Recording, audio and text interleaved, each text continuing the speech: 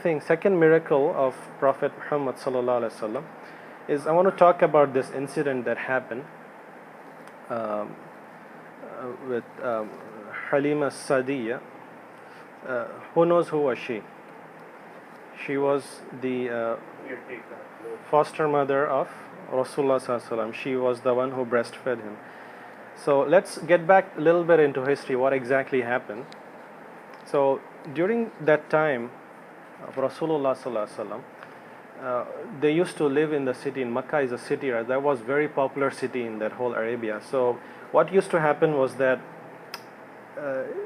the medicine at that time was not very advanced. So there used to be a lot of infant mortality. Many children used to just die during birth and so on. So there was this tradition there in Makkah that people wanted to, keep their children healthy.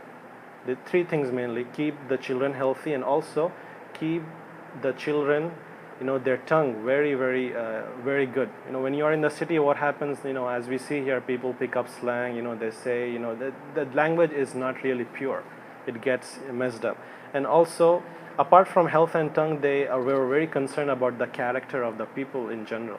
So people, in growing up in the city, the akhlaq, the manners are not that refined. So what they used to do, the tradition during that times was that they used to send their kids to villages or deserts, and they used to go take them there so that they grow up there, and that way, the people of the deserts, their language was very pure, very classical, and they will be very healthy because they will be away from all the diseases of the city. That time used to be a lot of diseases, and also akhlaq wise, they will be very good as well. So people used to send their kids to the wet nurse or the foster mothers, and the woman would come, take them, keep them for like couple years, and then bring them back when they are like grown up, 2-3 years, whatever.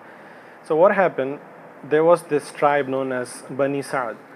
So during his time, Prophet Muhammad's time, they came, and Haleemah Sadiya, she was assigned to Prophet Muhammad sallallahu alaihi wasallam.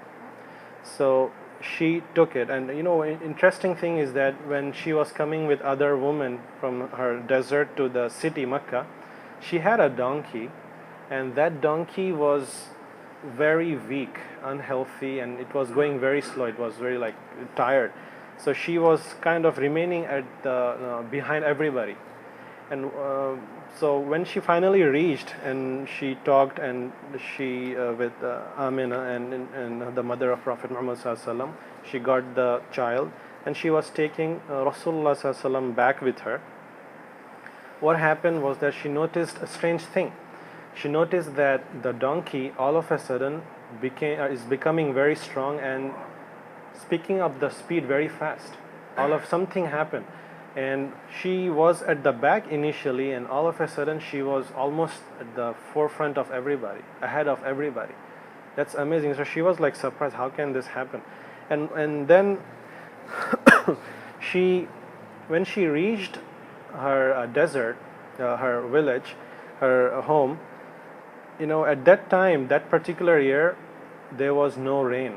The grass and everything was drying up, and the animals that people had in that region, the cattle, they would not give sufficient milk or very less milk. What she noticed, Haleemah radiallahu anhu, that her animals were giving a lot of milk. That's unusual. Because not only she was poor, and other people were better than her, animals were better, but her animals, they were not giving good milk. But now it's like reverse. It's giving lots and lots of milk. So people were asking her, where are you taking your animals? Where are you feeding them? There is no rain. There is no good pasture. How is it possible that your animals are giving a lot of milk? So she realized that this baby is not an ordinary baby. Something is there with this baby.